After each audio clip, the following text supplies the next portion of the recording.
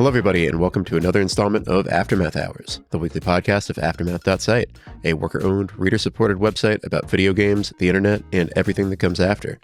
Aftermath is for the moment fully reader-supported, so if you like what you hear, you can subscribe on our website. There's a big button for it. Or, if you don't have a ton of money right now, we'd really appreciate it if you could review the show on Apple, Spotify, or wherever else you listen to podcasts. I am Nathan Grayson, and today I'm joined by Gita Jackson. Hello, I'm Gita, and I have said this before, and it is true. If you leave an Apple review and I read it and I think it's funny, I will read it on air. Unfortunately, none of you have made me laugh yet. So Yeah. get to work. There's zero funny reviews. No, just currently. really sincere ones. Come on. And we are joined today by a special guest, Ben Collins of The Onion. Hey, everyone should leave a one-liner or like a really bad knock-knock joke. Yes. Or like that guy who does bits. You just like go Yeah. old-fashioned. Yeah, But it doesn't even have to do with the show. absolutely. 5 stars and then a joke. Please, Let's go for it. please. There's so little joy in our lives. We're journalists. What are we going to do? Yeah, in 2026, the worst time yet to be a journalist. But yeah, so brought Ben onto the show today because I know that I've been watching Infowars every week. Gita, you have been too, right? I have been. Me and my husband absolutely love it. We have been huge Tim Heidecker fans for a really, really, really long time. So, I mean, I love it. I mean, the whole Infowars project, I have like a special connection to because I grew up in Connecticut and I knew a family that had a child at the school in Sandy Hook. And he lost friends that day. Like, it was really, really, really painful. And I think Alex Jones should rot in hell. Luckily, he is rotting in hell because he popped like a balloon. Yeah. Yeah. So. Although, according to the recent plot revelations, he might actually be having kind of a good time in hell. Yeah. So He's having a gay old time in hell, I believe is what the demonologist that we had on said about it. Yes. I was curious generally, though, like just to, sort of start from a point that I think might be more accessible for listeners. For those who don't know, you ended up kind of getting The Onion out of a series of legalities, or not The Onion, Infowars out of a series of legalities, and starting it up again, sans Alex Jones, who of course is a reviled figure, and turning it into this, as you were talking about, kind of Adult Swim for the internet, alternate universe thing. With all of that in mind, and especially given, where I think the narrative arc of it has gone, how do you feel about where things are at now? And like, is this what you were expecting out of acquiring Infowars? Or is it, has the response been bigger than you were expecting? Have things gone in a direction that you could not have predicted once you brought Tim on and everything? Yeah, we've had to accelerate things pretty substantially since the start of the summer, or maybe even before that. Once we realized that what we had was Tim did a live stream just sort of out of the blue one day when Alex once again used the court to sort of like delay, maybe deny justice one more time. Tim went on the live stream and just did an impression of him from the Onion's channel. And he did it with like, I don't know, 14 hours notice or something. Like after that decision came down, he was just like, I'm just going to do it. I'm just going to go for it. I'm just going to do this impression. We're going to go for it. And then that video was like at the top of Reddit. Like Russia Today was so mad at it. They deployed a bunch of Love that. stuff with their propaganda outlet. Like Alex is mad, obviously. And everyone really seemed to like it. And it was just like, it was a live stream that I gave 45 minutes notice for on a Friday night because we didn't know if we were going to get it through in time. Like it was like, I think it was 9 p.m. or 8 p.m. Central Time on a Friday, random Friday in the middle of May. So once that worked, we were like, maybe we have like a live stream thing. Maybe we have this thing where people can come together and build a community. And because the fun part was watching the chat just explode with this and like seeing it all happen. So we're like, maybe we make this a show, because we had shot the Haggerty stuff earlier in the year because we thought we were going to get it early in the year. Alex Jones, as you know, has thrown 1 million fucking legal wrenches in this thing because he's an evil guy. Yep.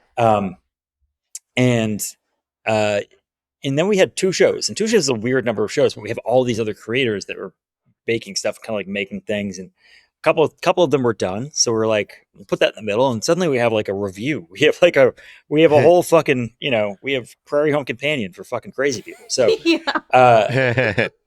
so then I was like, well, let's just make it, Thursday night at 8 p.m. Eastern is when comedy used to run when it was good. Let's just see what we got. We'll clip it up over the course of the week. People can catch up with it. And we'll just go for the length of Haggerty, and we'll see if Tim can catch up with that. They mapped it out, seeing what they could do in eight weeks. And that's how it came to be. And now we're in the spot where people are expecting to show up and hang out together on Thursdays with us. And we also want to emphasize a lot of these younger comics that we, sign deals with and stuff. So we're thinking of keeping that time slot. We think we probably are. We might take a week off, like before Labor Day or something, but Tim has already killed himself in the show. Mm-hmm. That is not the end of Tim Heidecker, by the way. So spoilers for those listening. At first going in, I thought like, okay, this will be a fun thing to watch every week, a fun little distraction. And I'm very impressed by how much of a narrative arc there is to it. That I've grown to basically last week's episode when that happened, I was like, shit, I don't want anyone to know about this without first having watched the build-up. Yeah. Because I feel like you get so much out of hitting that point of oh, wow, this went places. To me, if you watch the other stuff that feels less substantial first. To me, my favorite example of this is Horace the Horse, which Tim is losing as a divorce. Yes. My horse Horace. It's a funny name when I named him. Not so much now. Yeah. It's just a great line. He's he's an incredible professional. I love that his ex-wife is named Chesapeake. Yes. And also played by the actress behind Judy Gemstone from The Righteous Gemstones. Oh, wait, that's her? Yeah, it's Edie Patterson. No, I love her. I could tell the moment that I heard her voice. I was like, because she's just doing the same voice, the same tonality and everything. And I was like, oh yeah, that's for sure her. What's fun watching it is seeing two clear, seasoned professionals in not breaking. Yeah. Just get right up to the fucking edge. The demonologist who we hired. I love the demonologist. I love that she's so in love with Tim as a character, and that is just, they have this freaky little sex thing going on the side. I love that. I just love that. And then she helps him kill himself. Yep, exactly right. And pledge his soul to Satan before killing himself, so that he knows that he will go to hell. Which is, and what's funny is that if you haven't watched this yet, we sound fucking insane. Yeah, we sound crazy. And that's what I think. That's part of it too, is that you mirror those people. We spent our whole, I spent the first 10 years of the internet knowing who Alex Jones is and being that's the fucking crazy guy from the internet. And then he became the president's best friend, and that was an issue. Yeah. Now we get to be the crazy people who are the president's best friend at some point. I hope so. I don't know. So when I become president, you'll be my best friend. So that'll work. There we go. Yeah. Finally. No, it's.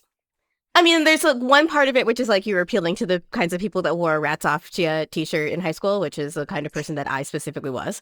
But it is also the sheer hatred I have of Alex Jones that that community was devastated for years. And it was children dying and their parents grieving. And it is really funny to see Alex Jones in the movie Slacker, but once he stopped being a weird Austin, Texas guy and became an insanely cruel right-wing grifter, the line got, I can no longer find him amusing. It is nice to be able to, I love that you have a gay frog plushie on the store, right? I get to weirdly celebrate the kind of counterculture thing that made Alex Jones so amusing to me at one point, but without the fucking monster human that is behind it. And also it pisses him off real bad.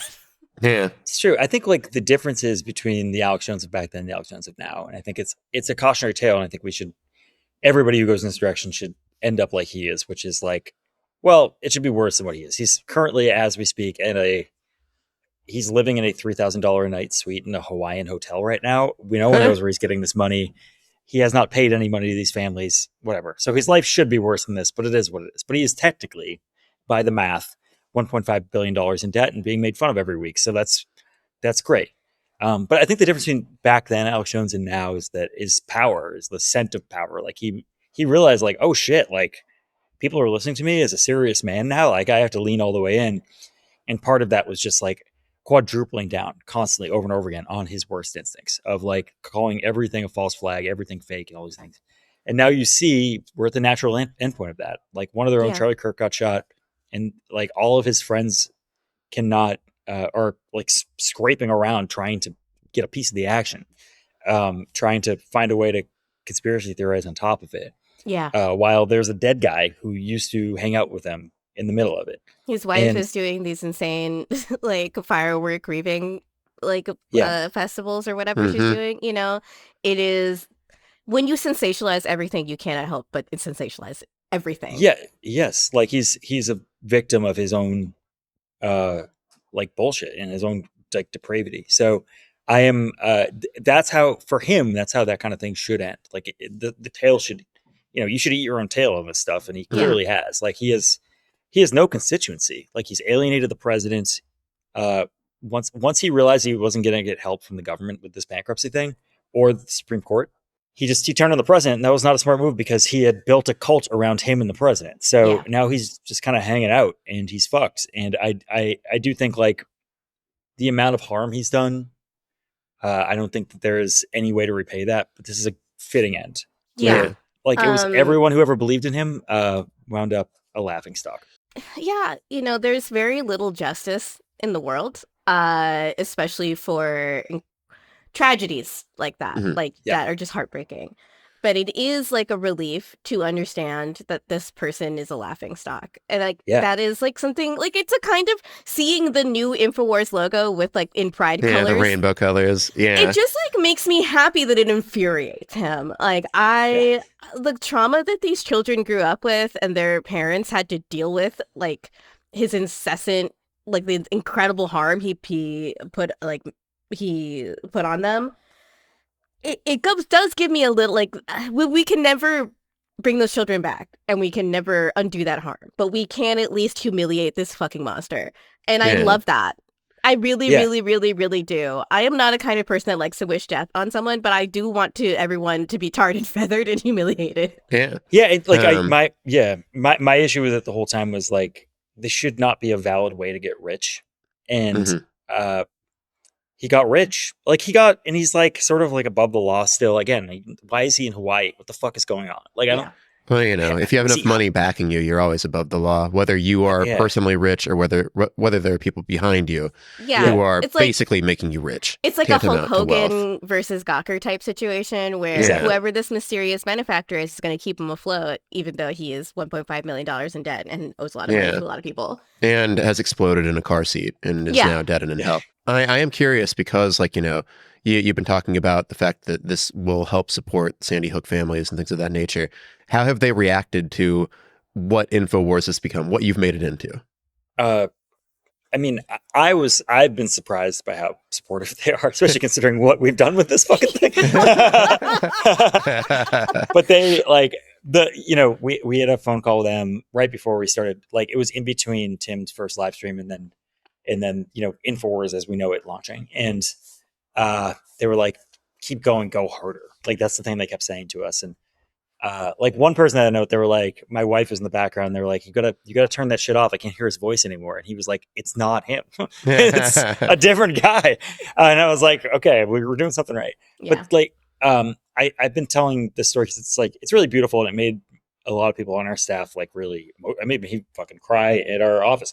But Robbie Parker, who's one of the fathers from Sandy Hook, is the guy that Alex sort of like laser-eyed on immediately after the same day of Sandy Hook. Robbie was the only guy to speak publicly the day of Sandy Hook. Who was a family member at a press conference, and he like nervously you know like you're nervous to talk in public, and you go like that, like you like release energy. Alex took that as him laughing and said that's why it's Sandy Hook. It's fake or whatever. Yeah. So Robbie had to move out of Connecticut. So he had lost his kid. The guy is a NICU nurse, and like he lost the ability to like speak like in public, or like he had a really hard time even speaking at all. And what he said is that this whole thing that we've been doing has been helping him like speak again, and he wants me finally get in that fucking studio in Austin, which is just melting now. he wants to be able to read his book in it. And that to me is like, that's the cosmic justice that we get them. And then,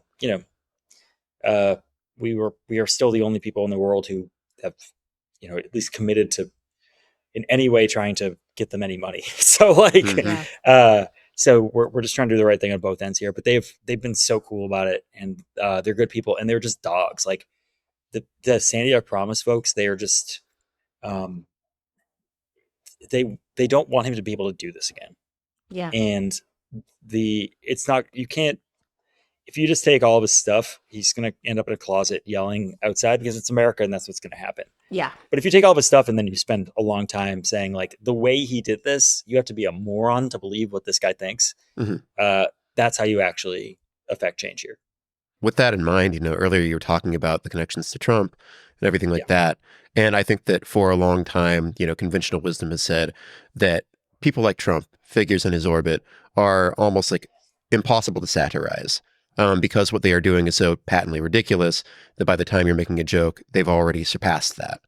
And so with somebody like Alex Jones, how do you satirize that? Because you're doing it and it's successful and it works. And so, I mean, for one, why did you think that you could do it? And then for two, like, what are you doing that is allowing you to sort of stay ahead of that curve of ridiculousness? Yeah, I think without Tim, I don't know if we'd be doing a one-to-one character study on somebody like this. Like, Hmm. we that's why Haggerty exists as like a composite character, or like every right wing, like I've been canceled and now I have to say slurs in the internet guy. Like Yeah. that's why he existed to begin with. Like that has to exist, and it's very much in the Onion's wheelhouse. But Tim has this innate ability to like do character studies on each individual piece of shit over the last 10 years. He did Bill Maher, his Joe Rogan impression, which I don't want to ruin anything, but he is reviving in a couple of weeks, is really good. You guys should look up his first one with Rajat and Jeremy, who are Hmm. very funny comedians. I But love his first Rashad and one is, Jeremy. They're so yeah, great. it's a continuous loop of 14 hours on YouTube where the second they go up to making a point about something, they change the subject. Yeah. Yeah. It's an amazing video. So like Tim is just amazing at these like broader, like what actually is this guy Mhm. character studies. And like, this is one of the more longer form versions of this. Like you see it with On Cinema, obviously, like he just Yeah. like tears Yeah. apart what a guy could be. On This Cinema is a one-to-one is thing. a beautiful portrait of two different kinds of horrible men. Nathan, have you watched On Cinema at the cinema? I have not, no. Okay. I know for a fact that your partner is in several group chats where every single other person in the group chat has seen On Cinema. So I think you should probably get on that. But Okay. it started off as a parody of basically all podcasts where they watch two movies and then they give each one 5 stars after just talking about how Yeah. how long it is and what year it came out in. And then over time, it becomes just like a complete dismantling of masculinity and masculine arrogance from both like a machismo sense and also the sort of nerdish, like fanish collector type of person. Hmm. And it goes to places that are unbelievably funny. There is an episode where everyone gets carbon monoxide poisoning and almost dies.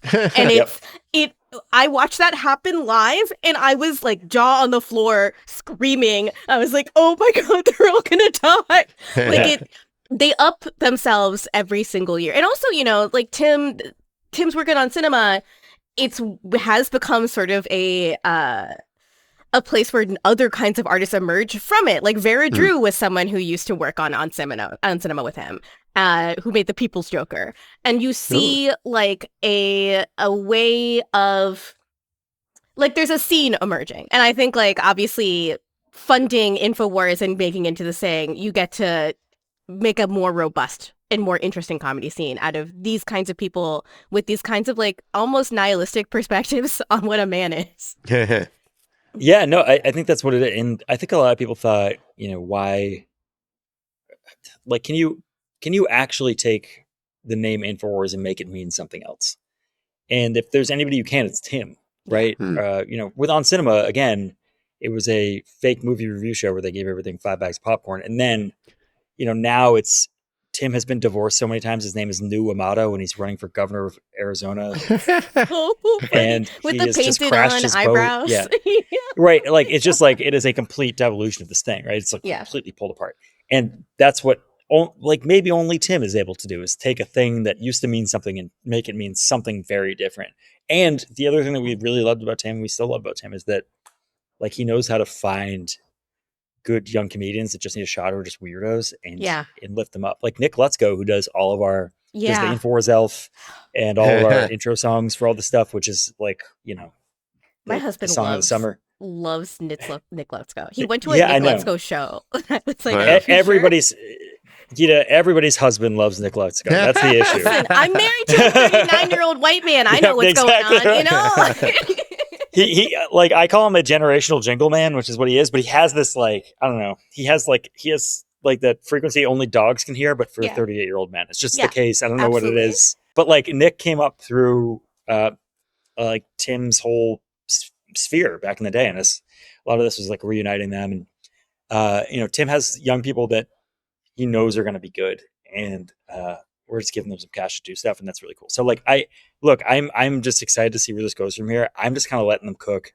Mm-hmm. The only thing, like really the direction I'm giving them is like, please show up on Thursdays and see what happens. Like I think we have a really cool thing. Let's keep this going. I know it's like I know we didn't plan on having like a Thursday night live stream or whatever, but it has allowed us as a company that has never had like this ritualized like time slot to build stuff into it and do fun things. And it's been good for us and good for us in building basically a routine on the internet. It's interesting to think of it also, like Infowars was a really strong brand and it meant something really, really specific. But like brands and brand identities are very malleable, it turns out. Especially in this day and age, because things change so quickly.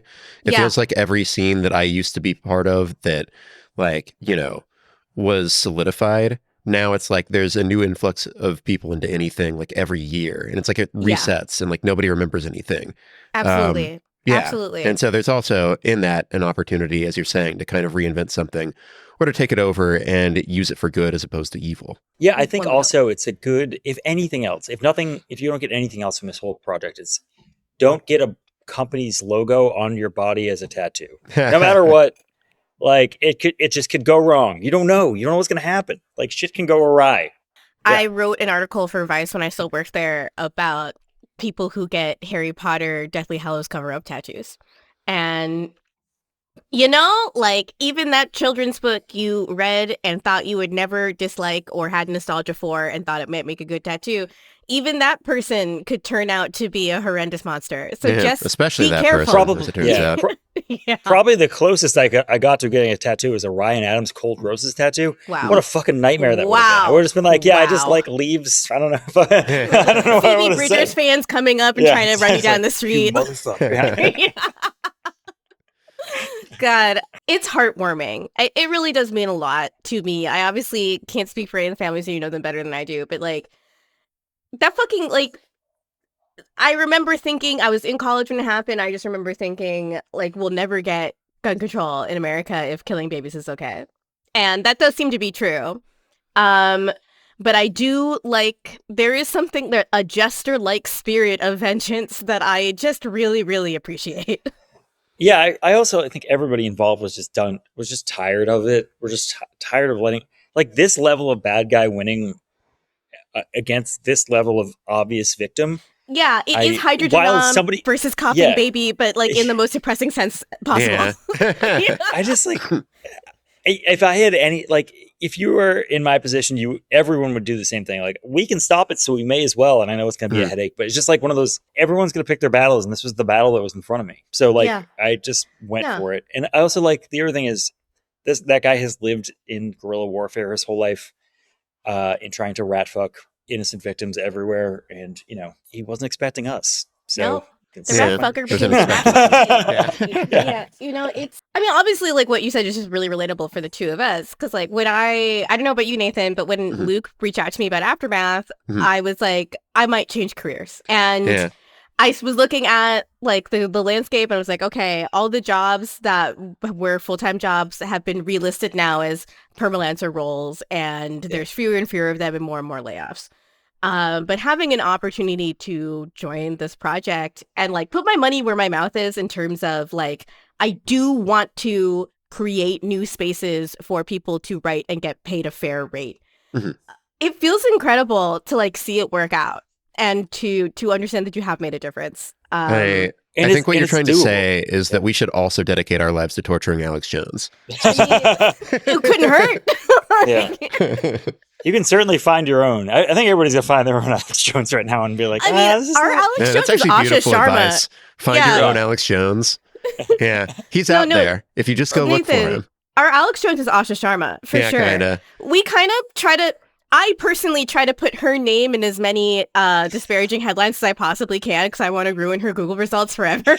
Yeah. I just fucking hate her. Yeah.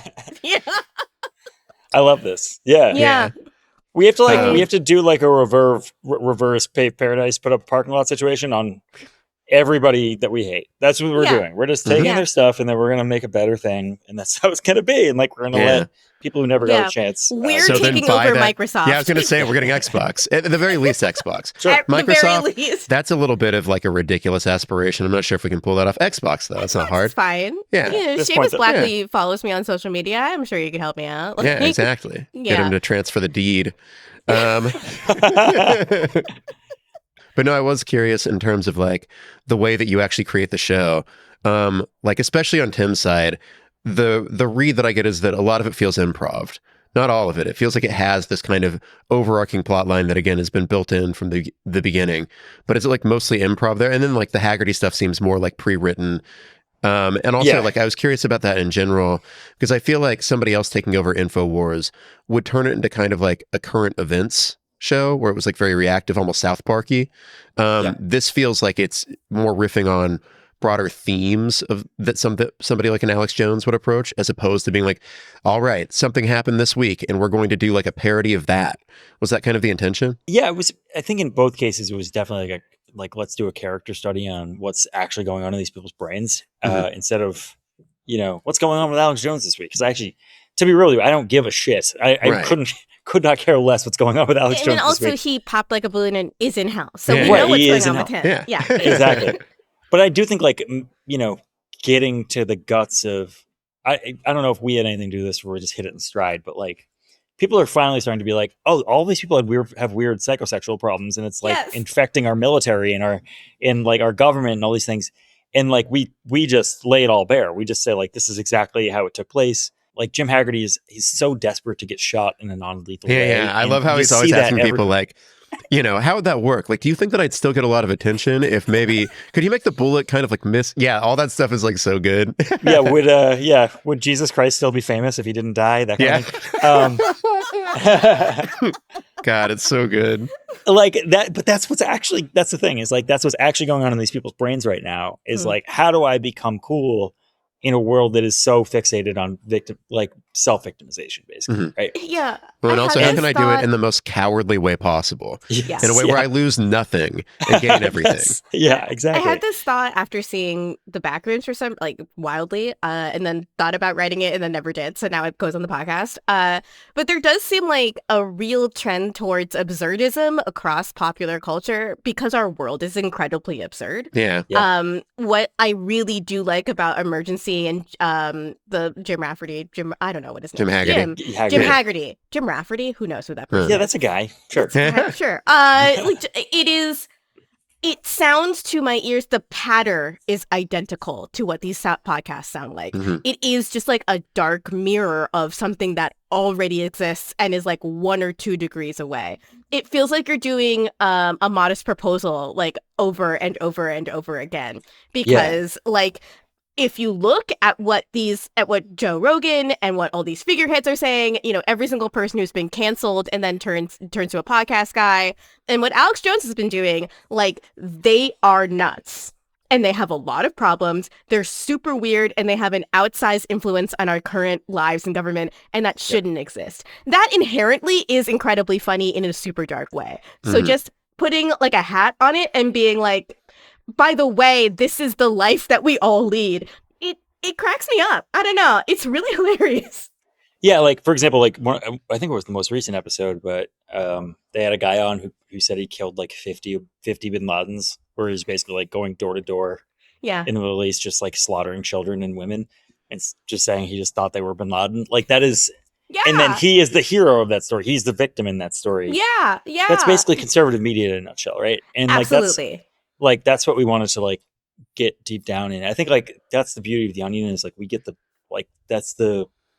we get to the heart and soul of what's going on, and we Yeah. don't do like memes really. Mhm. Like that's the difference. Is like you'll be able to watch this in 10 years and it's still like it'll define an era, and you won't just be like, what the fuck, who's that guy? Like Mhm. Yeah. Yeah. I like think it's yeah, a real failure of liberal media sometimes is that it is very reactive, even more reactive than the reactionary press, where you're constantly trying to chase them on their own terms, thereby legitimizing the things that they say. Like I think about the Elizabeth Right, Warren because DNA test. it's like who's you know? reacting. It's like who's reacting to the reactors. That's what Yeah, they're doing. yeah. Is they're just reacting to like this intrinsically reactive thing and building an identity around it. Yeah. Yeah, I mean, like- at Aftermath, yeah. we strive to be conversation like starters rather than people who are constantly reacting to trends, because if you are, fortune favors the bold. The person who said that died, but it's true. Yeah. No, it's true. I think like the difference is with the reactive stuff. They're like, we've lived through 10 years of Trumpism, more than that now. Like because Bidenism was Trumpism, but Yeah. it was just a response to it. Yeah. I mean, So speaking much of of that, reactivism, so much of that is just, to me, in my opinion, that's pointing at a thing and saying that sucks is not, it's not constructive anymore. But Mhm. pointing at a thing and diagnosing these people is a completely different thing. And saying like, no, these people are like real, they have issues. They have issues, and we have to figure out what they are. And they are absolutely like, if you should therapize these people, you should look at them like weird cultural artifacts of like the weirdest media manipulation techniques of all time. And Yeah. that's where we're at. All of them are they're a kind of guy. Mhm. And we don't Yes. talk about them like that. yes. And in their quest to be like the independent thinker, they have just warped themselves into 4 or 5 kinds of guy who are just like more repulsive than the previous kinds of guy. It Right. also sort of reminds me, I forget which rapper it was on Bill O'Reilly who just like immediately penetrated through his bluster, was just by saying, "This guy's mad. Hey, are you mad? You mad? You mad?" I think about that clip like every single day of my life, because mockery is very useful, especially when you can be laser targeted and specific. Like the Bill O'Reilly was mad, and that was his whole thing. His whole thing was being fucking mad. And like, okay, once you understand that and just say whatever I say to you, you're just gonna get mad. He doesn't have anything he can do to you. Mhm. Yeah. Like last week, Chris Robb, the guy who's now a Democratic nominee for, I believe, Congress, he went on Sean Hannity's show and called him Scott over and over again. It was clearly on purpose.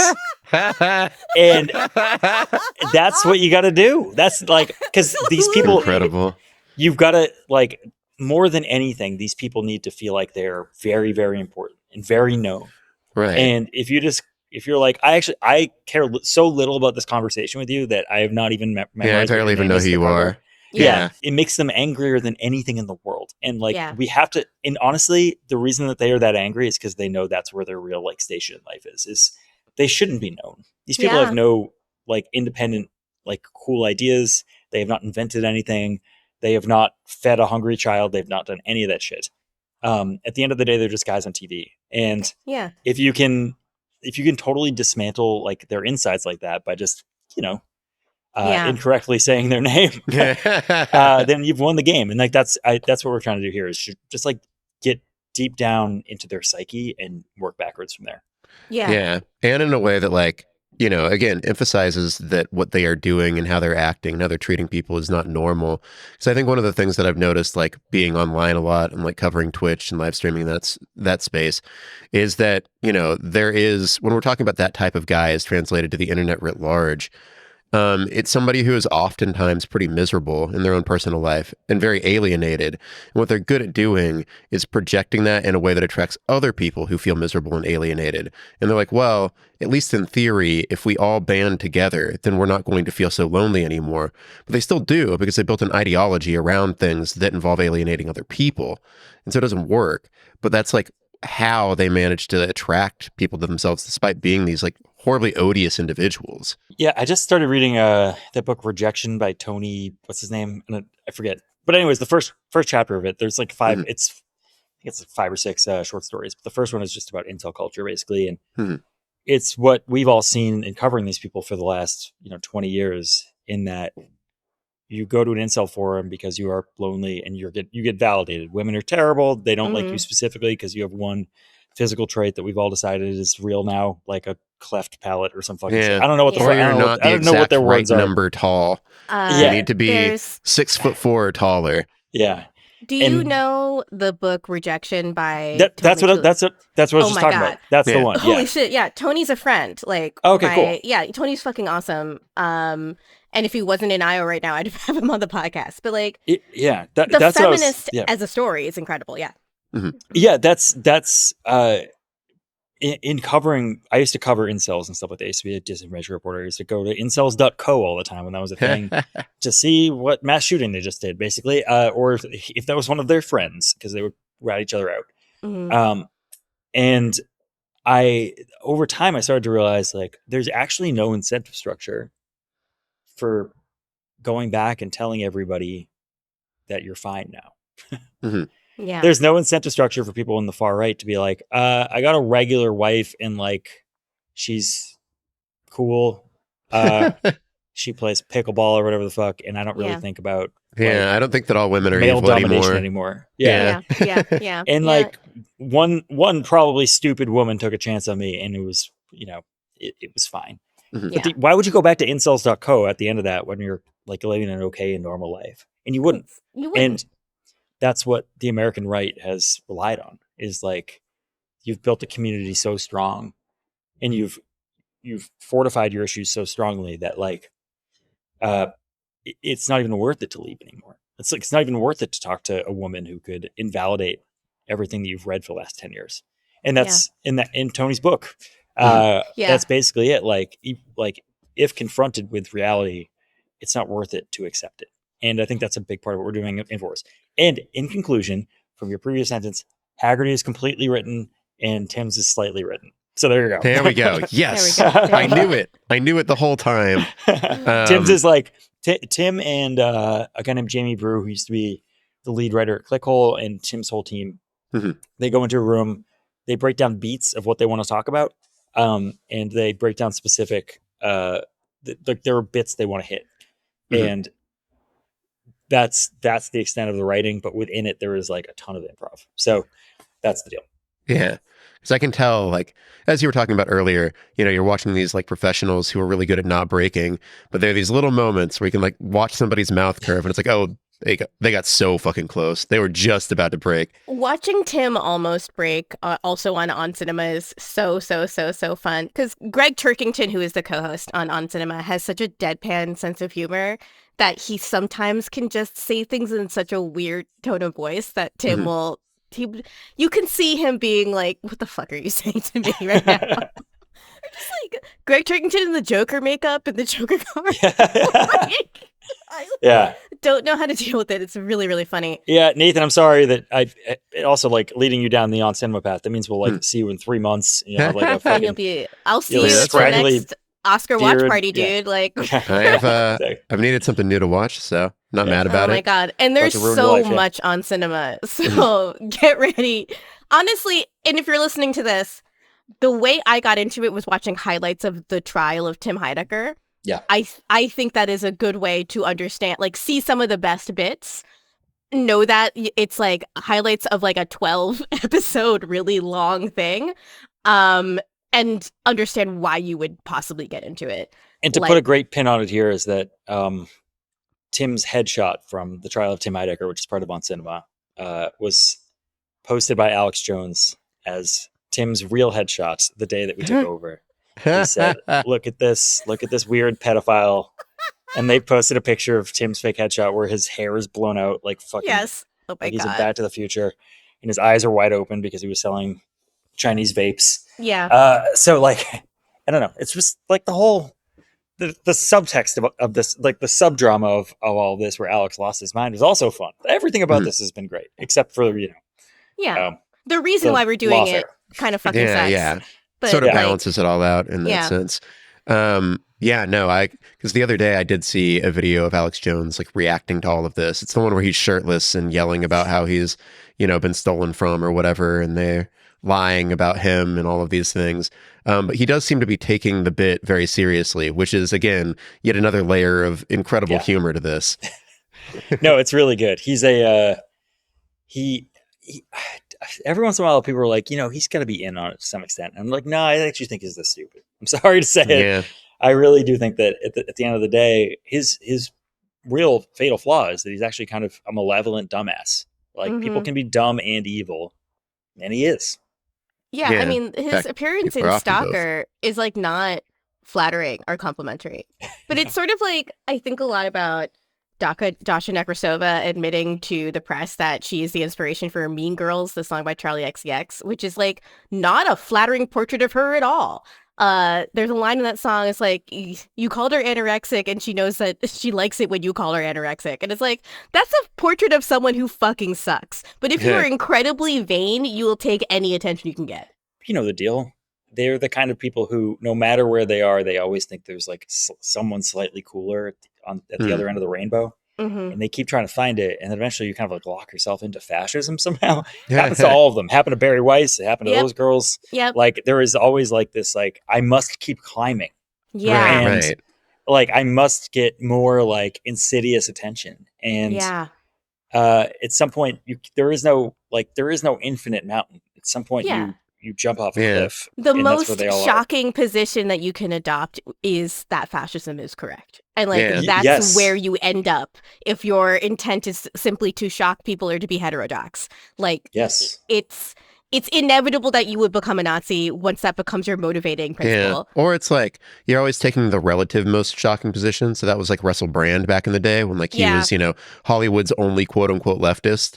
And then as soon as that became a more popular position, then he became a Nazi or he became a fascist because he was like, oh, I got to keep shocking and appalling them. Granted, he was always like a sex abuser and all this other shit. So he was never a good guy. And Marilyn Manson is like very similar. He was also, like, yeah, it was like, which way is the wind blowing? Okay, I've got to run as fast as I can in the opposite direction. That's exactly right. And by the way, the Onion headline from the 90s, Marilyn Manson going door to door trying to shock people, like that is exactly what this is about. Didn't he dabble in like Nazi shit? I don't really remember. The whole stage setup for Antichrist Superstore has a bunch of Nazi paraphernalia. And he has like apparently a lot of Nazi paraphernalia in his home, which is scary. Here's why that's always I love it when people are like, no, but it's not about me being a Nazi, and it's like, then what? Can you coherently explain what it is about then? There's that episode of Peep Show where Mark starts doing World War II reenactments, and then he realizes the friend he makes in the World War II reenactment is just a neo-Nazi. It's great. Like, that's like I had to tell my husband, who owns a giant biography of Hitler that's just called Hitler and has a huge picture of Hitler on it and a giant word Hitler. Oh, like, man, you can't have that on the table. No, we have that same. No, we have that same. You got to get on the train and you got to shake your head as vigorously as possible while reading it.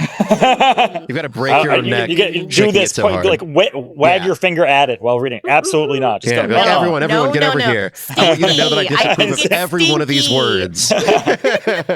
Just you pour water on it as you leave the train. It's like disgusting. Yeah. No, so you also have the giant Hitler book. Has your partner also asked you to take it off the table when we have company over? Because I don't think anyone wants to see that. Kat has this book in the other room, and I was like, just make sure it's on stream. Don't be a fucking idiot. Like, she has a bunch of like, World War II, Cold War things. Probably I think it was recommended reading from like Behind the Bastards or something, and like. I was like, please don't have a giant book that says fucking Hitler in the background of your. Now that's a good book title. It's not Hitler. It's fucking Hitler. Fucking Hitler's fine. That book is great. That guy, they don't like him and fucking Hitler. Yeah. Before we close out this segment, I was curious, what is your personal favorite skit from Infowars so far? Or you can also hint at one to come. I don't know. Your call. Oh, well, I mean, they rented out a villa for the last, I don't want to give too much away, but they rented out a villa for the last episode, and there's many of your faves are back.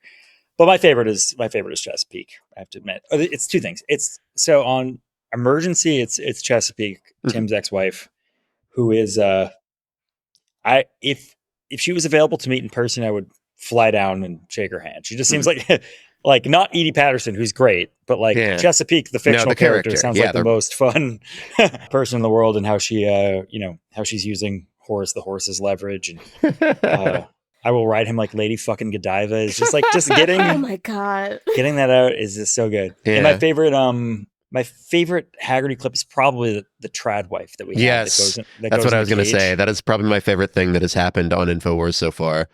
The bit where she's in the cage and he's outside of it, and they like put their hands together. Phenomenal.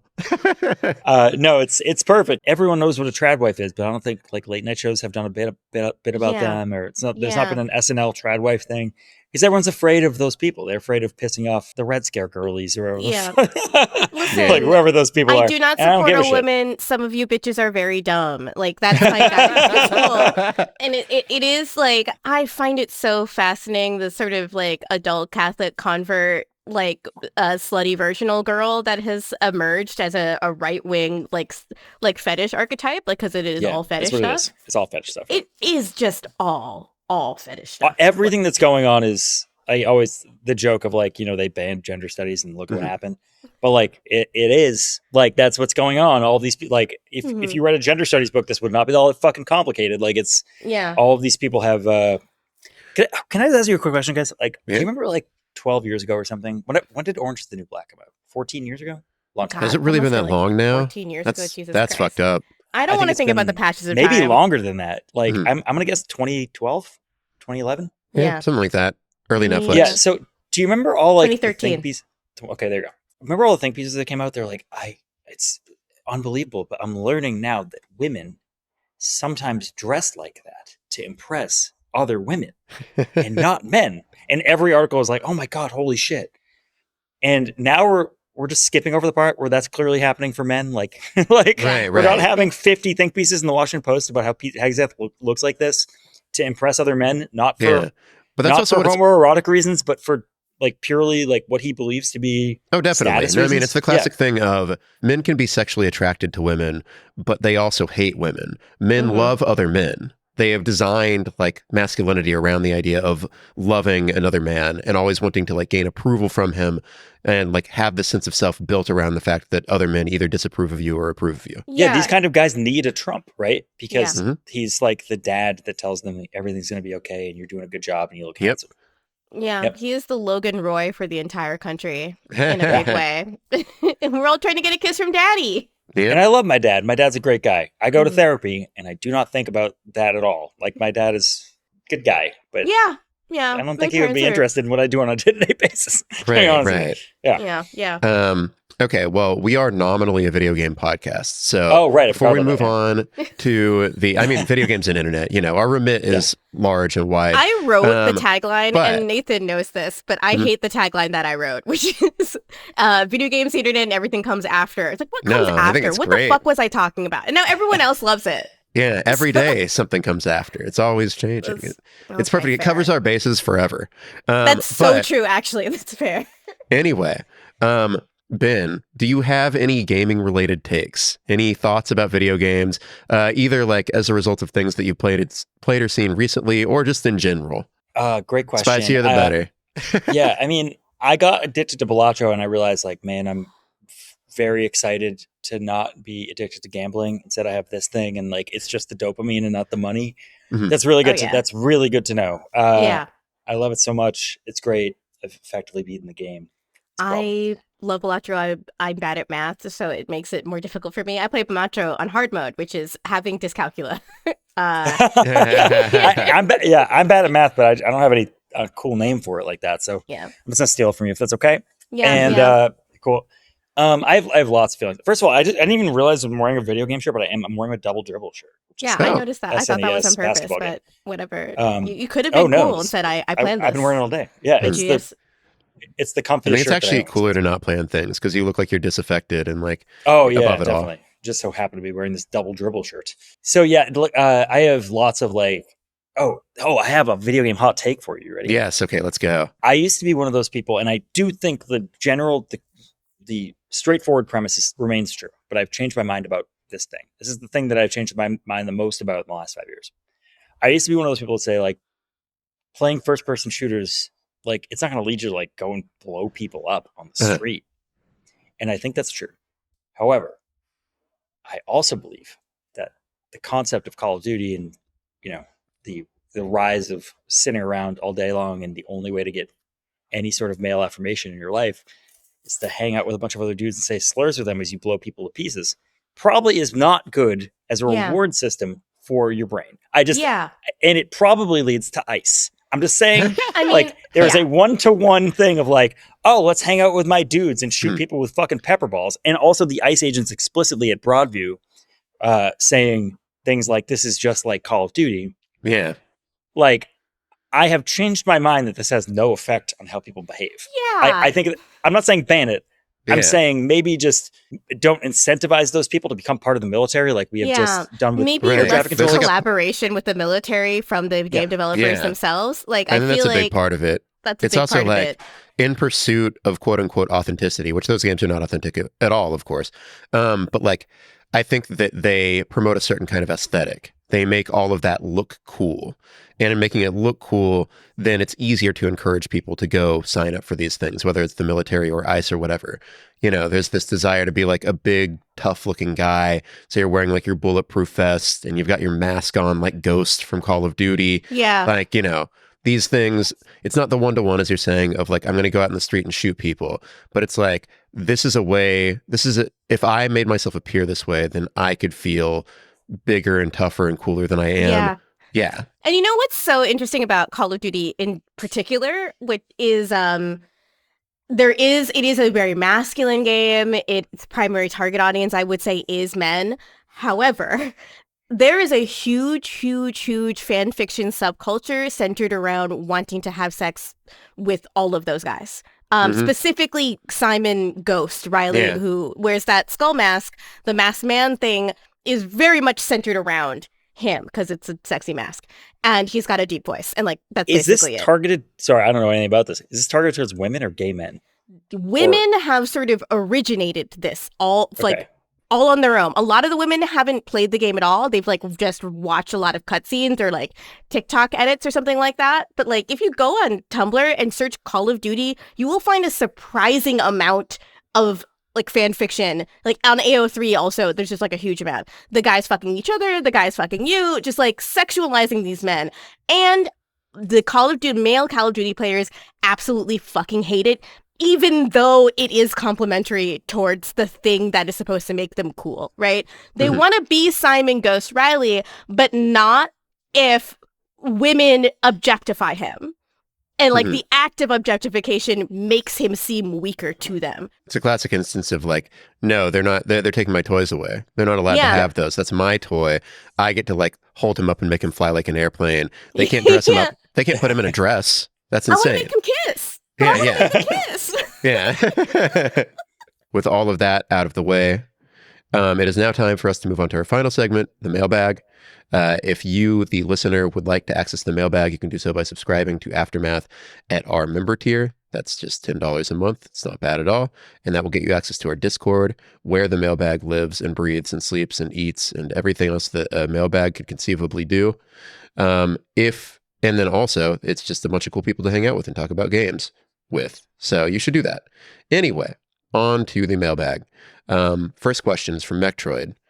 What do you think is the most distinctive part of your writing style? And do you believe you could convincingly write an article in the style of one of your coworkers? I could write a Nathan article easy. I just have to write really, really, really fucking long sentences and then end every paragraph with a pun. Sorry, dude. Damn. Got your ass. Yeah. It's rough. Yeah. I don't think that I could write in the style of my coworkers. I mean, I am often inspired by like everybody else's writing. I think there are elements of y'all's writing that I like try to take and sort of weave into my own as just a good practice. Whereas like, I think that that's actually like a good way to like vary sentence rhythm and stuff like that. But I think that when it comes to like writing, I'm very, I'm myself and can never like deviate from that. It's the same way that like, I was thinking about this earlier. Like there are some people who like, if they go to karaoke, for example, they're vocal chameleons. They can like capably imitate somebody else to the degree that like, if you close your eyes, you could almost swear it was them. I can't do that. I've got to do my version of a thing. And so you'll never mistake my thing for somebody else's, but I can, take bits here and there and recognize what they're doing and kind of imitate what I think is useful and good. Yeah, I don't know. I mean, I'm joking about Nathan. I can't report like Nathan, so like I can't really write in your style, like that's the thing. But if I have to think about what is the defining element of my writing style, I mean, I think it is like specificity is the thing I really care about in my writing. Like getting the right adjective, the right word choice, like diagnosing someone's whole fucking deal. And that I really take pride in. And so I if I'm going to insult, say, Asha Sharma, I want to dig into exactly the things that make her so fucking obnoxious and hateable, right? Like I heard the sycophantic way she sucks up to Xbox fans on the internet, like I hate that shit. And if I'm going to write about her, then I want to come armed with receipts. And like that, to me, my nonfiction writing style, it is just sort of like, let me dig into something as deep as I possibly can. I do agree, though, like our cowork, my colleagues at Aftermath all inspire me all the time. Luke, I think, is one of the funniest writers ever. And he's just so good at just seeing something and saying what it is. And I admire that so much. Ben, do you get to write much these days? Not at all, unfortunately. Like it's a blue sky. What a life. Is I know it sucks. Well, it does suck. Like, because writing used to help me like formulate my thoughts. I've been able to like, for the first time, I don't know, in 20 years or something, I've been able to just like write for myself, like write in a journal kind of thing, which when you're a journalist, you certainly don't want to do. You want to go home from like, the coal mine and like inspect coal. But like,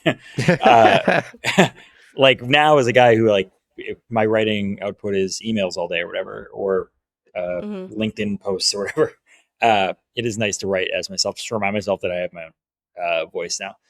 That said, I think we can all, by the way, because we've lived in his psyche for so long, write a Donald Trump post at least.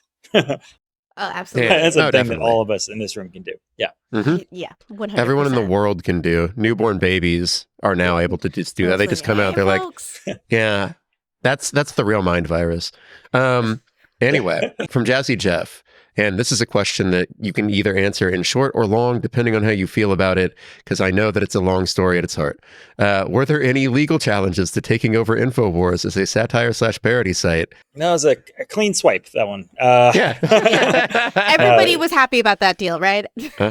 Here's a good way of outlining what's going on in court right now. We have a deal with a receiver to take over Infowars. The receiver is I believe the second court-appointed receiver and the third if you count a state-appointed trustee. The previous court-appointed receiver died of old age because this has been going on so long. The second one, this is where it's at. In a Texas appeals court, his appointment has been emergency stayed for 14 months, and his emergency stay has been reaffirmed that although he oversees the assets, he cannot sell the assets until that stay is lifted. That's an appeals court ruling above a ruling that has not happened yet at a lower court, and we are appealing to the Texas Supreme Court. Whereas, and this is one of the two cases, this is a $50 million judgment. The $1.35 billion judgment in the Connecticut Supreme Court, Connecticut court has gone to the full-on U.S. Supreme Court and has gotten full clearance. And either way, in the $50 million judgment or not, we will end up with this thing because there's a larger judgment out there. So the hold on us acquiring the domain and his physical assets is that. And if that sounds like complete fucking gobbledygook, well, welcome to the last 2 years of my life. Yeah, you and Riley should have a talk about doing non-writer tasks that you have not been trained to do. Because I think I'm even giving Riley an ulcer. Like, I'm sorry, Riley. Like, again, I was 2 years ago, I was a reporter that would go on MSNBC and be like, I don't know, 4chan's pretty bad right now. They are killing people left and right. And then I wound up in bankruptcy court for 2 years trying to get a psycho's website and having to learn all this like case law and stuff. It's just been, I'm not the man for this job, but I'm the job that I'm the man. You're the dad that stepped up. You are the dad that I'm stepped up. the dad who stepped up. That's right. I'm the info warrior who stepped up. Yes, the Infowars elf that stepped up. All right, let's see. From O's, Pose, and Bows. Wow, what a name. Since Global Tetrahedron came in, we've seen The Onion double down on video and experiment with projects like Birth of a Nation and the short-form content coming out of Infowars. What is the future of The Onion's video offerings? First of all, thank you for watching Birth of a Nation, which is just endorsed by Ken Burns himself. Oh, shit. In So Birth good. of a Nation, So good. Ken Burns causes 9/11 because he's run out of cocaine, but there's like a whole you guys should go watch that. It's on YouTube. We have pretty grand designs, broad ambitions for video in general. Our video department, when we took over The Onion, had a yearly budget of $900, and now they're making O&Ns every week. They have these bigger projects like Birth of a Nation, which is like a nice little ode to our country. It's semi-quincentennial, and we have very special projects coming in hopefully before November and a couple other places. So like I don't want to like blow what we're doing there, but there's that. And since we're on a video game podcast, maybe I can break some news. We're doing the Onion's voting simulator, which will come out prior to midterms. Yeah, I think we're gonna put it on Steam. Hell yeah. But it is let's go. Yeah, we'll give it to you guys as an exclusive. Thank you. All right, excellent. Well, thank But you. yeah, I'm like fucking psyched. That sounds awesome. the process for that was basically the process for writing like a video. So it's gonna look and feel a lot like that. Yeah, Awesome. actually, before it comes out, do get in touch. I would love to do like interviews about it and stuff, and actually do like a quote unquote exclusive. This would be sick. Yeah, the guy who primarily wrote the amicus brief to the Supreme Court. This is his he's always wanted to make one, so we're letting him do it. Excellent. Wow. We love to hear it. We love that. We love that for that guy. Abso-fucking-lutely. That rocks. Yeah. All right. From Chico of Mini Trades. How did the production of the Infowars streams differ from other Onion projects? Thursday streams really cheered me up this last month, and I look forward to more like it. Well, we didn't have any sort of live streaming setup at all. We didn't use OBS, which is the thing that we've had to like develop. Thankfully, we knew some people. Our chief marketing officer, Leela Brilson, used to work at TikTok and kind of knew what worked, and knew another guy named Avi who like works this thing called Humidity Studios, which does, brings up viewer comments during the stream and asks questions that are horrific during the stream or in the overlay. And it's been a totally new muscle for us. And I think largely have gone without a hitch so far, knock on wood. I don't know if that's what it looks like on the other end, but we did not have a process for this at all. And we developed it in a couple of weeks, and then we put it all together. And I'm just glad people like it. Like, we've kind of always wanted a place to have people meet up and hang out in person. Last year when we did Jeffrey Epstein Bad Pedophile, and we had everybody meet in theaters and hang out with each other and like in person, do that sort of thing, we realized that, the Onion community is like a real thing. We have to serve that community. This has been a nice way of doing that. And my hope is that we can keep it going. And we're doing everything we can to get like the funding in place and everything in place to do that. So, by the way, get a fucking Onion membership. Jesus Christ. Not only do you get a really good newspaper in the mail, but you get an Onion Infowars tote bag, and you help us make it so we can keep making this stuff. Because the physical copy of the Onion is also just such a treat. Like, I love getting it in the mail. It makes me really happy. It makes me happy to open the mail, which is otherwise just my bills. Yeah. The next front page is really funny. And again, it is the nice thing in the mailbox. Like, everything is such a fucking drag in your mail unless you get like a really cool magazine. But are those even around? No. So like no. Yeah, Not exactly. until- So this is a nice treat. Not Not until we hit the aftermath. Yes, exactly, Gita. Exactly. Yeah, we have a subscriber goal for an aftermath zine, albeit that will just be annual. But it will be cool, and we only need Yeah. like, let's see, It's like less than as of- 100. Yeah, it's like 60 more subscribers. It's and like we'll get to that 60 point. people. Oh my God. Yeah. And I'm so excited about the zine. I love zines. And when I was at Motherboard, Jason Kepler, who is now like one of the co-founders of 404 Media, 404, yep. yeah, he got really, really into seeing like what is possible with like printing out our articles and selling a physical product. And it is just so nice to have your work in printed form. Yep. And like even just something with a little like construction paper cover that you stapled in your garage, like it feels good. When I did a talk with Jason recently, he had an article of his that he'd written about AI slop and zine form that he was able to just give away to people because he just made it in his garage. And I love it. I think the return to physical media is good. I agree with you, and it also confers some sort of permanence that we just generally don't have. You guys know this whole deal right now because you're going through it with video games, but like once it's gone, you kind of really want it back. And I'm glad that whole community is pushing as hard as they are against this shit, because it's not a good outcome to not ever own anything ever again. And I will also plug you guys, like sign up for the Onion, obviously, but sign up for these guys first. Like I want to see this zine. I think it's important. We just 60 of you. Yeah, it could be you. Oh, yeah. Just 60 of you. Yeah. I mean, then if it's more than 60, keep going. I'm not gonna, go with God. Yeah, if there are infinity of you listening to this show right now, all of you subscribe.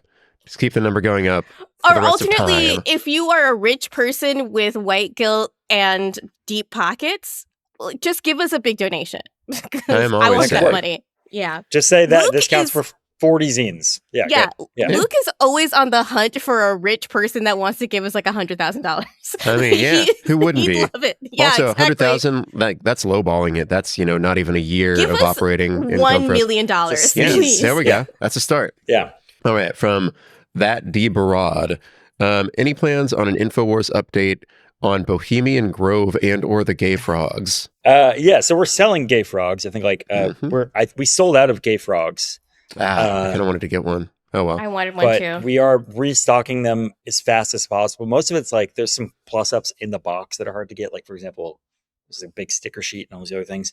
The bandana. So it's wearing a gay Infowars bandana. We have to get those all set up. But we sold like almost 1,000 of them in a couple of days, and that fucking yeah, rocks. it's more money for the family, so it's good. It's good for us, and also you get like a big fucking. It's way too big. The frog is like the size of my cat, so it's like it's a fucking hulking frog. So yeah, the gay frogs are good. We have to do more with that because people really want more gay frog content. We just made a call me by my name. Call me by my name. Is that what it's called? Call me by your name. Yeah. Call me by your name. Pat Yeah. parody. Yeah. With the frogs, that worked out good. What was the other thing other than the frogs? Do you remember? Bohemian Grove. Oh, Bohemian Grove. Great question. The reason I asked about Bohemian Grove is Alex Jones sort of got famous when he and John Ronson of So You've Been Publicly Shamed fame went and like snuck into Bohemian Grove, and they saw a bunch of like politicians burning something in effigy. And John Ronson left that meeting being like, oh, that was silly. What a bunch of stupid things for a fucking politician to do. And Alex Jones was like, Satanism is real. I'll take down Satan. And reoriented his entire life and personality around that Bohemian Grove trip. And that's how we got him as he is.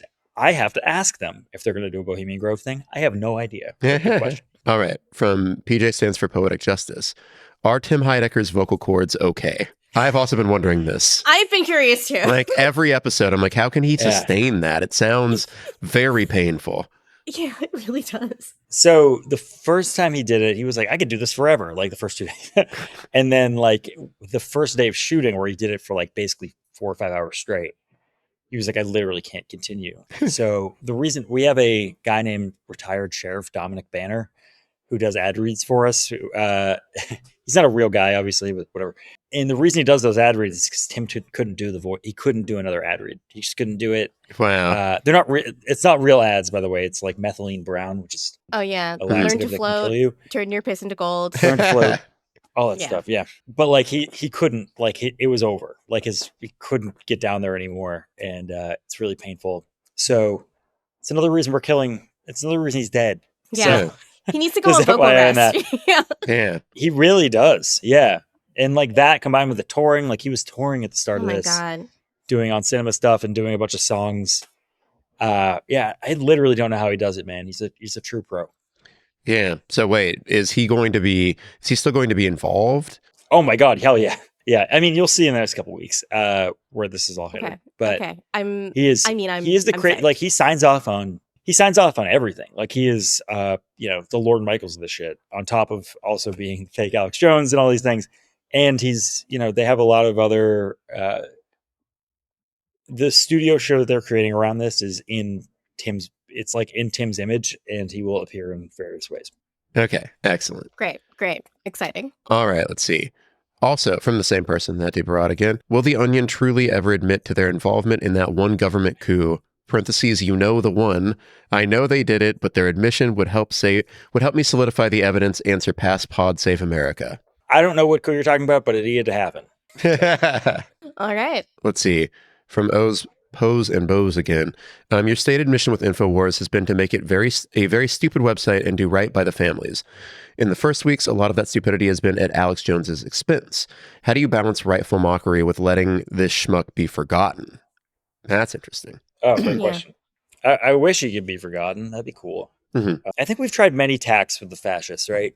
The first one was to ignore them. That didn't work at all. That was a bad idea. They just he became the president the first time.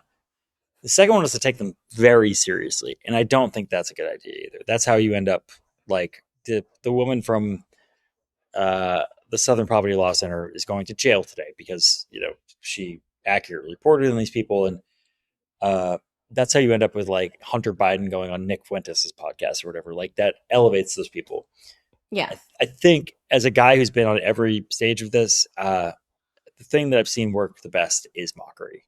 And it's really working with this. Like you saw this led Alex. There's no way Alex Jones breaks from Donald Trump unless we are involved in this process. Like he is the only reason he was still with Donald Trump that whole time is because he thought that, and I think he probably would have gotten one. He was going to get some sort of pardon or some sort of extrajudicial thing. And once he realized that was not coming recently, he had nothing else to get from him. So by making fun of these people, it doesn't just lay them bare; it forces them to like make decisions and be themselves in public. And they are not people who should be seen in public. Like once they are very much out there, people don't want them around anymore. Yeah. So right. You don't want to give them a show on fucking HBO, but you do want to make them part of the public consciousness so you can shit on them. Because otherwise, like you give them power, and that's not what you want to do. It really is the you mad principle, where it's just like if you're confronted with this, you just have to like you're just mad, like you're mad at me, and that's all you do. The really nice thing that I've seen happen in the last few months is that as the fascist wheels are falling off the track and everything, the people have realized the way of ending it is sort of twisting the knife by making fun of them.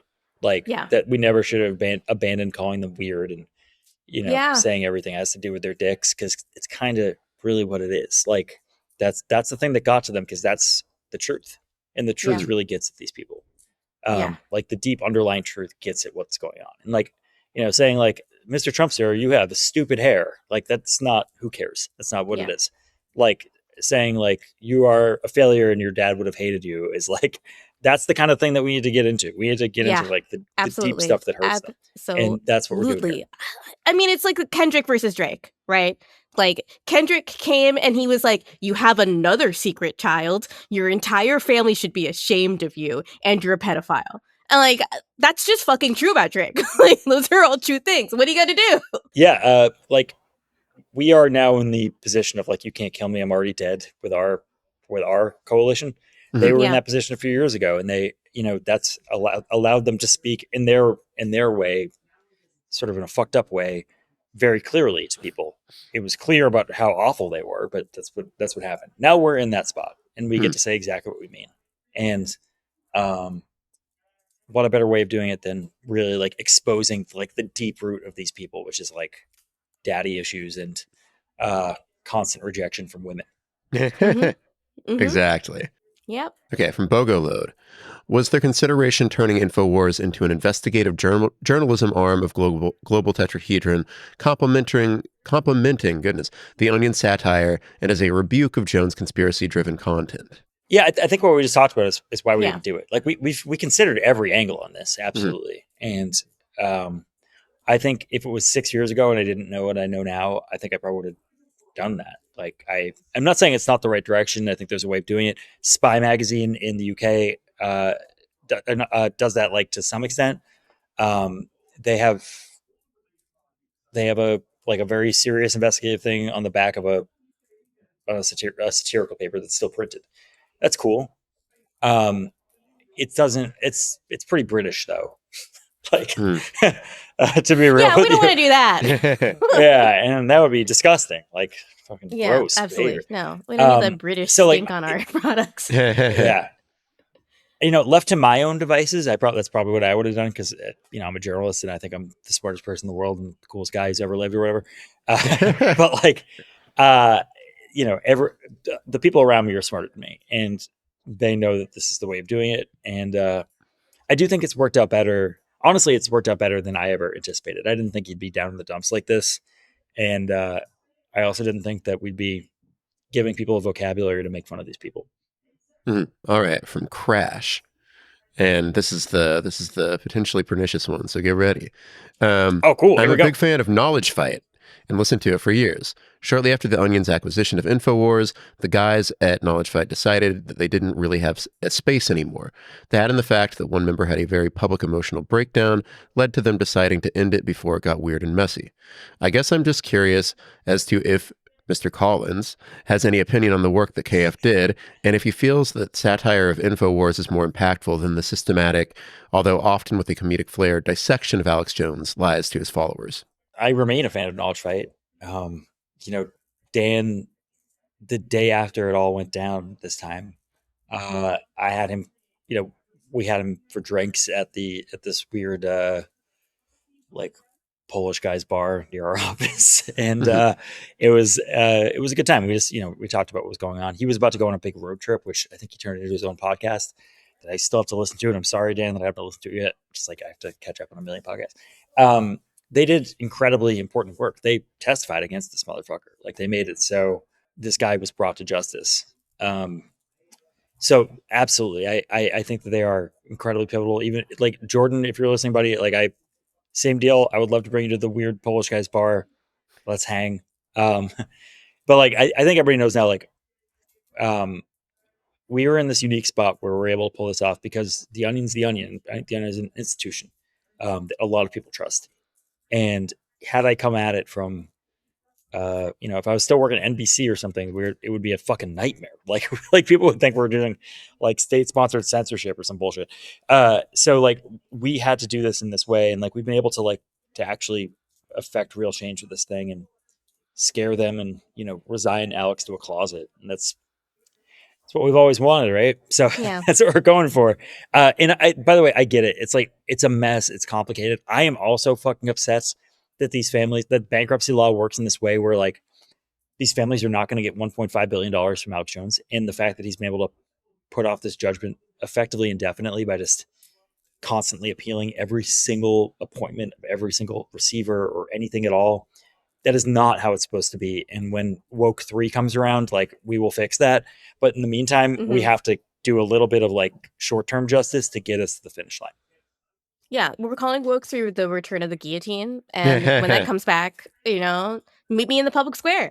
Like, I'll be the one with his head on a pike. Like, that's how I feel. Meet me in the marketplace of ideas. The idea is that man should be dead. All right, final question from Drew. What's your favorite object in your house? My cat, who's right next to me, but he's not an object, is he? No, that's that's a person. Creature.